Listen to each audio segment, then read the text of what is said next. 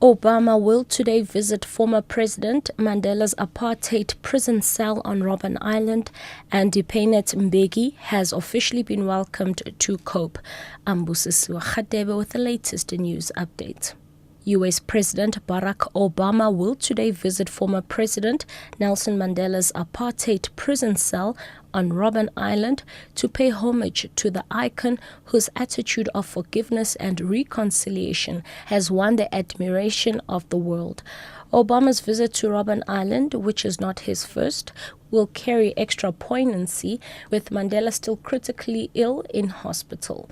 Speaking at the University of Johannesburg yesterday, President Obama described Madiba as an inspiration to many around the world. Think about 27 years in prison. Think about the hardships and the struggles and being away from family and friends.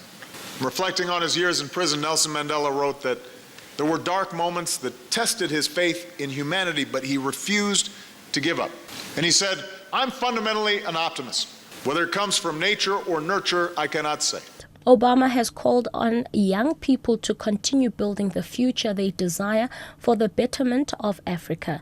He was speaking at the University of Johannesburg's Soweto campus yesterday.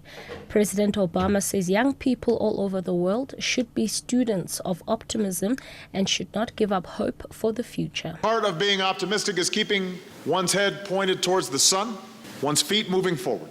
So in your lives, there will be time to test your faith. But no matter how old you grow, I say to all of you today, don't lose those qualities of youth, your imagination, your optimism, your idealism, because the future of this continent is in your hands.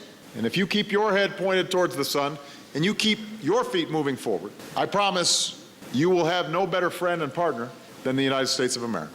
Earlier yesterday, Obama called for an end to acts of violence and intimidation allegedly perpetuated by Zimbabwean police and pro-ZANU PF activists against opposition members and human rights activists.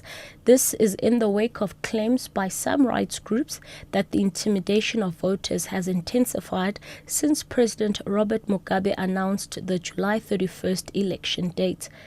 During a joint media briefing with President Jacob Zuma, Obama called on Zimbabwean authorities to urgently deal with violence ahead of the elections. As the President mentioned, we discussed the situation in Zimbabwe, and President Zuma's played an important role in the region's mediation efforts.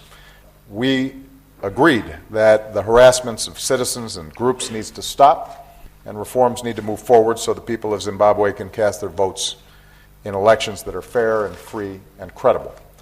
And lastly, COPE President Musiwa Lekota has officially welcomed former President Thabo Mbeki's mother, Ipenet or Mambeki, to his party. He presented her with a membership card at a rally in Dukwa in the Eastern Cape.